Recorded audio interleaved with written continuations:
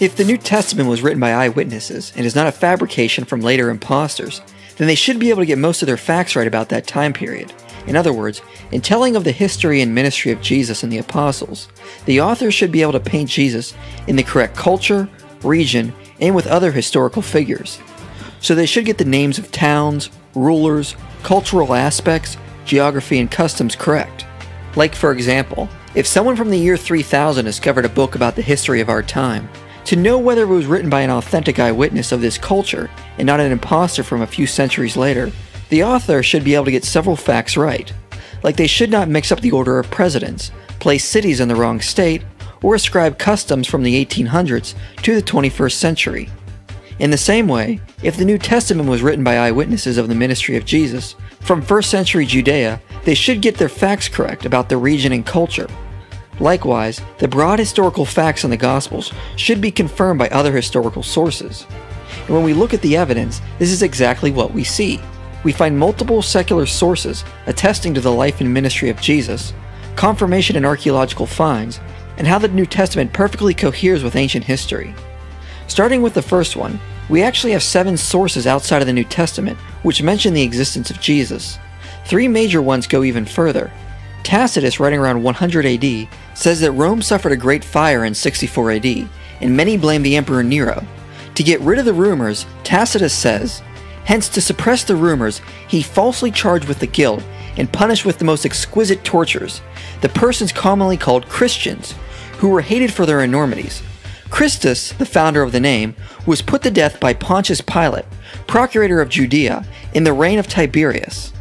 As you can see, Tacitus is a hostile witness, which means his testimony meets the criteria of embarrassment, and he confirms what the New Testament says, that Jesus existed, that he was put to death, and by Pontius Pilate, was ruling in Judea under Emperor Tiberius. So Tacitus attests to 5 facts that align with the accounts in the New Testament. Another historian by the name of Josephus says of Christ, "Now there was about this time Jesus, a wise man, if it be lawful to call him a man, for he was a doer of wonderful works, a teacher of such men as receive the truth with pleasure. He drew over to him both many of the Jews and many of the Gentiles. He was the Christ. And when Pilate, at the suggestion of the principal men among us, had condemned him to the cross, those that loved him at the first did not forsake him, for he appeared to them alive, again the 3rd day, as the divine prophets had foretold, these and 10,000 other wonderful things concerning him. And the tribe of Christians so named for him are not extinct at this day." Now the odd thing about this passage is Josephus was a Jew, not a Christian, yet he says Jesus was the Christ and confirms the resurrection. Because of this, scholars agree this passage has been interpolated, which means a later Christian scribe doctored it. However, that doesn't mean the entire passage is a fraud, and in fact most scholars think it is original and just slightly doctored. And fortunately we have textual evidence to confirm this. In 1971, an Arabic version of this passage from Josephus was found, and it reads like this: "At this time there was a wise man, who was called Jesus, and his conduct was good, and he was known to be virtuous, and many people from among the Jews and the other nations became his disciples. Pilate condemned him to be crucified and to die, and those who had become his disciples did not abandon his discipleship. They reported that he had appeared to them after his crucifixion, and that he was alive. Accordingly, he was perhaps the Messiah, concerning whom the prophets had recounted wonders." So as I said, most scholars accept this passage was interpolated, and was originally more like what is found in the Arabic manuscript. Josephus also confirms in other sections that the brother of Jesus was James, and that John the Baptist was beheaded by Herod Antipas. Therefore, Josephus confirms New Testament facts, that Jesus existed, he was a good and moral teacher, that many people followed him, he was put to death by Pilate by crucifixion. After his death, his disciples believe he appeared to them. They continued to preach his message. James was his brother. John the Baptist existed and was put to death by Herod Antipas. The Babylonian Talmud says, "On the eve of Passover they hanged Yeshua, and an announcer went out in front of him for 40 days saying, 'He is going to be stoned because he practiced sorcery and enticed and led Israel astray. Anyone who knows anything in his favor, let him come and plead in his behalf.' But not having found anything in his favor, they hanged him on the eve of Passover." The Talmud confirms the Jews wanted to stone Jesus, that he was crucified around Passover, and that he led many Jews away from the religious authorities. There is also an implication a trial happened, and the Talmud confirms Jesus was believed to be a miracle worker by accusing him of sorcery. This meets the criteria of embarrassment, since they have to admit it was believed Jesus had some supernatural power, but accuse it of coming from an evil source. This is why most historians accept Jesus was believed to be a miracle worker. As Graham Twelftree says, there is now almost unanimous agreement among Jesus questers that the historical Jesus performed mighty works. Even the Jesus Seminar lists among their basic facts about Jesus that he was a charismatic healer and exorcist. Thus we have several facts from these three sources, which confirm the broad historical facts of the New Testament. Finally, there is evidence in a citation from Africanus that the historians Pelagian and Thales mention the period of darkness that happened around the time of Christ's death. He says, Thales, in the third book of his Histories, explains away the darkness as an eclipse of the sun unreasonably. Pelagian appears to have said, during the time of Tiberius Caesar, an eclipse of the sun occurred during the full moon. Therefore, we have extra-biblical sources for the period of darkness in the New Testament. And also, we have a large amount of facts in the New Testament confirmed by other sources. The second section of external evidence comes from archaeological finds. The majority of what we find in archaeology confirms the biblical account, backing up the claim the New Testament is reliable. But by and large, 85 to 90% of the discoveries being made in any land of the biblical world today almost immediately agrees with the biblical record. You can quarrel over the 10 or 15% if you want, but most of the archaeological discoveries affirm the biblical record. There is so much data it would be impossible to go over it all. However, there are important finds we should mention. In the 1800s, several skeptics doubted the existence of Pilate, but in 1961 an inscription was found in Caesarea, which reads, "To Tiberius Pontius Pilate, prefect of Judea," confirming the historical existence of Pilate, and that he was ruling in Judea under Tiberius, as Luke records. Skeptics also used to say Luke hadn't a clue what he was talking about, because he records Licinius was the tetrarch of Abilene under Tiberius. But we know from history Licinius lived earlier than that as tetrarch of Clausus. However, an inscription discovered at Albia, dating to the time of Tiberius, names Licinius as tetrarch, just as Luke had written. There were in fact two government officials named Licinius, and Luke was correct all along. In fact, we discovered archaeological evidence for many of the rulers Luke mentions, like Herod the Great, Herod Antipas, Gallio the proconsul of Achaia from Acts 18. Many figures mentioned in the New Testament have been discovered in archaeology, such as Erastus, the treasurer at Corinth, mentioned in Paul's letter to the Romans. In 1941, more ossuaries were discovered, one bearing the name Alexandros, son of Simon, and the ossuaries may contain a misspelling of Cyrenian. If so, this would be another historical figure mentioned in the New Testament. Even closer to Jesus, in Hierapolis, archaeologists believe they have found the lost tomb of Philip the Apostle. However, a major discovery came recently, when the family tomb of Caiaphas was discovered, confirming his existence as well. We also have discovered archaeological evidence of Bethlehem and Nazareth, despite them being small towns, as well as Capernaum. Also in Capernaum, we found evidence of a magnificent synagogue and a Roman presence, just as the New Testament testifies.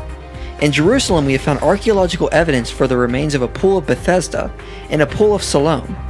We've also found a Galilean fishing boat, which perfectly fits the description in the New Testament. Again, there's so much to go over, it would be impossible to mention it all here, but I want to mention three more important discoveries. Recently it was reported that we found the likely place of Jesus' trial in Jerusalem's Old City. Shyman Gibson says, "There is of course no inscription stating it happened here, but everything, archaeological, historical, and gospel accounts, all fall into place, and it makes sense." Even more important, excavations in Judea reveal that an earthquake happened around the time of Jesus' crucifixion. It was reported, researching the deeper layers of the soil, 2 earthquakes were detected by looking at the layers of built-up sediment, called varves, which build up each year. A widespread earthquake is known to have happened in 31 BC, and another one was detected, which must have occurred between 26 and 36 AD. They registered at a 6.3 magnitude, and that would have been capable of causing the structural damage to tombs, rocks, and the temple, as recorded in the Gospels. This coheres with the biblical account that an earthquake happened at this time. The final piece of evidence may be our first archaeological discovery which mentions the existence of Jesus. In 2002, an ossuary was discovered with the inscription, "James, son of Joseph, brother of Jesus." Dr. André Lumiere evaluated the ossuary and stated the cursive Aramaic script is consistent with 1st century lettering, and it was not made with modern tools. The odds of an ossuary mentioning a brother is very unlikely, unless that brother was a famous person. And the Biblical Archaeology Review also looked at the plausibility and said from this time period there would be 1.71 people named James with a brother named Jesus and a father named Joseph, making it extremely likely that if it is authentic, it would belong to St. James of Jerusalem. However, in 2003, Israeli Antiquities Authority published its report that the ossuary was authentic, but the inscription was a modern forgery. But the problem is their report left many holes. Professor Wolfgang Krumbein analyzed the ossuary and concluded their paper originates from a series of errors, bias, mistaken premises, use of inappropriate methodology, mistaken geochemistry, defective error control, reliance on unconfirmed data, and a disregard of information. And other later studies concluded the inscription was authentic, including a 2014 study which found the microfossils in the inscription were naturally deposited. New Testament scholar Ben Witherington remarked, "As seems probable, the ossuary found in the vicinity of Jerusalem, and dated to about AD 63, is indeed the burial box of James, the brother of Jesus. The inscription is the most important extra-biblical evidence of its kind. Thus, as the evidence indicates, we have the authentic ossuary of James, the brother of Jesus, and this means we have an archaeological inscription which bears the name of Jesus from the 1st century. Thus, the external evidence in archaeology strongly supports the biblical account and its reliability." The final section of external evidence is to look at how well the New Testament coheres and fits with the rest of ancient history. When this evidence piles up, it easily refutes the claim the New Testament was written by later forgers, and demonstrates that Gospel writers were intimately familiar with the culture they were writing about. For example, in Matthew 17, Jesus is approached by Peter to pay a temple tax of 2 drachma. Jesus teaches him a lesson and tells him where he can find the amount for himself and Jesus to pay the tax. Peter goes to the sea and finds a shekel, which in ancient Rome was equal to 4 drachma. Thus Matthew records the appropriate currency exchange, that 1 shekel is equal to 4 drachma. Now why is this important? Because it's an example they knew what they were talking about. If I told you to tell me the proper currency exchange in Mexico 80 years ago, could you do it? And remember, you must do it without modern technology, like the internet or extensive libraries. The odds are very slim. In the same way, when the Gospel writers get details like this, it matters. Because if they were written by later forgers, after the destruction of the temple in 70 AD, which dramatically changed the culture, they would make numerous errors and demonstrate they were not part of that culture, but later frauds. A good example is Philostratus' Life of Apollonius. Philostratus, writing around 200 AD, attempts to make up the life of a sage from the 1st century, and utterly fails. Scholars recognize dozens of errors which show the mark of a later forger, such as having Apollonius talk with kings in Babylon, yet in the 1st century Babylon was still in ruins. His trip to India is completely incompatible with known facts. Most scholars recognize that Apollonius is a made-up pagan sage based on Jesus, and is meant to give the pagans their own miracle worker. So if the Gospels were written by later forgers, it would be easy for them to mix up facts and show they were not organically part of 1st century Palestine and Greece, like how Philostratus wasn't. However, we find over and over again that the New Testament writers get facts correct constantly, demonstrating they were intimately familiar with the culture of that time. To show how much they got right, Nathaniel Lardner wrote Credibility of the Gospel History, which documents detail after detail of what the New Testament authors got right. However, it's 17 volumes long, so the amount of details they got right is unprecedented. That doesn't happen if you're a later forger, like the tale of Apollonius demonstrates. And writing about 1st century Judea is no cakewalk. Just look at how the governance changed. First, Herod the Great ruled a united kingdom, but then his kingdom is divided between 3 sons. Archelaus is never certified as king, but is allowed to reign. Then Archelaus is removed, and Judea is reduced to a Roman province, run by prefects. But the religious leaders are still allowed some role in military power. However, in 36 AD, Pilate is removed, and replaced with others, which lasts until Herod Agrippa is given kingship of the region. He lasts a few years and then dies, and is replaced by a system of procurators. However, Herod Agrippa II later is given some power in Judea, but it is limited. The whole issue is very confusing, and has befuddled even some Roman historians. However, the Gospel writers tiptoe easily through this political mess, where it is easy to make a mistake and show you have no clue what you're talking about. Yet they constantly get the changes in government correct, even up to the point of saying Archelaus was not a king, but only reigning as one. A later forger would have likely messed this up. Another good point is the issue of crucifixion and burial. The depiction of Jesus' crucifixion correlates to known facts about it, such as carrying one's cross and being nailed to it. Many skeptics used to think the Gospels were wrong in their depiction of someone being nailed to a cross. However, in 1968, an ossuary was found containing the burial remains of a Jewish man named Yohanan, containing a 7-inch nail driven through both his feet. His legs were also crushed, confirming the practice of breaking the victim's legs. Skeptics like Dale Martin have tried to argue Jesus wouldn't have been allowed to be given a proper burial. However, the fact that Yohanan was given one challenges this claim. Josephus also tells us that prior to 70 AD, crucified victims were allowed to be given a proper burial. Thus, the biblical description of crucifixion and burial fits well with what the historical record tells us. In the book Jesus and the Eyewitnesses, Richard Bauckham compares the amount of names used in the Gospels with that of what we found on ancient Palestinian gravestones, ancient records, and on ossuaries. He finds the ratio of names in the Gospels correlates almost perfectly to the ratio of names the rest of the historical record reveals. In both cases, Simon and Joseph are the most popular male names. The other 9 most popular male names correlate as well. The 2 most popular female names, Mary and Salome, and the other 9 most popular female names correlate almost as close as well. Thus it seems remarkable if the Gospels were written by later forgers, they coincidentally got the use of name percentages right as well. It fits far better with the fact that they were actually writing about events in a culture they were eyewitnesses to. Otherwise, these facts would not be piling up one after another. This can be seen in what Colin Hemmer does. He lists 84 facts the book of Acts gets right in its final 16 chapters. And when you look at the facts it gets right, it shows Luke was very familiar with the culture and knows what he was talking about. Luke gets the proper names of ports, local industries of certain regions, the proper lines of boundaries, slang terminology, specific landmarks, local variations in languages, and the proper titles for regional and local officials. For example, he knows the governor of Cyprus is called a proconsul, while in Philippi they are referred to as governors. Meanwhile in Thessalonica they are referred to as politarchs or rulers. In Ephesus, the chief magistrate is called the town clerk. The ruler in Malta is called the chief man.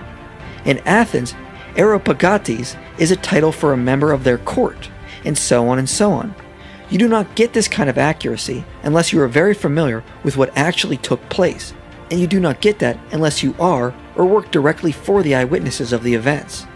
Craig Bloomberg does the same with the book of John and lists 59 facts John gets right about ancient Judea. And there is still Lardner's 17-volume work waiting for you if you want to see the overwhelming amount of facts they get right, which is way too much to list here. However, my research partner was nice enough to pull the 41 facts William Paley lists in his book, which is the cliff notes on Lardner's work, and we place them in a blog post below so you can go through them and see the overwhelming amount of facts they get right. All of this just piles up to show the New Testament writers knew what they were talking about, and over again they got their facts right, affirming the reliability of the New Testament. The external facts and archaeological discoveries constantly confirm the biblical account in almost every way. The evidence once again affirms the New Testament as a reliable document.